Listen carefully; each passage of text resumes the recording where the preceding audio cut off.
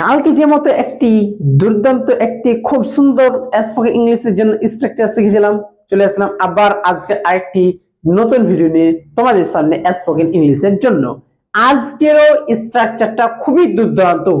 এই স্ট্রাকচার জেনে তুমিও হাজার হাজার লক্ষ লক্ষ সেন্টেন্স বানাতে পারবা।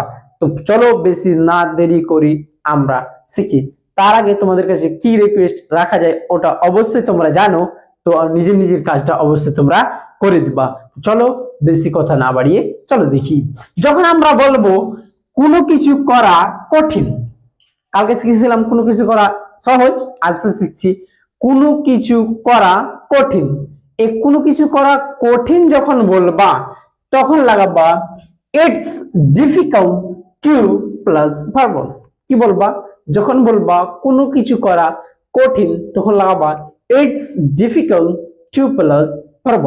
চলো দেখি কয়েকটি এক্সাম্পল দিয়ে দেখি। বলছে সাইকেল চালানো কঠিন, it's difficult to ride a cycle. It's difficult to ride a cycle. গাড়ি চালানো কঠিন, it's difficult to drive a car. It's difficult to drive a car. মাঠে কাজ করা কঠিন, অবশ্যই এত ঠান্ডা আর রোদ্রে মাঠে কাজ করা কঠিন।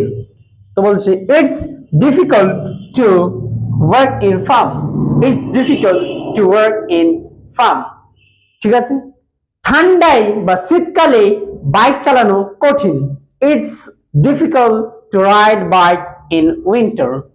স্কুলে যাওয়া কঠিন, it's difficult to go to school. কমেন্টে জানাবে যে একটি চিঠি লেখা কঠিন, এর ইংরেজি কি অবশ্যই কমেন্টে জানাবা।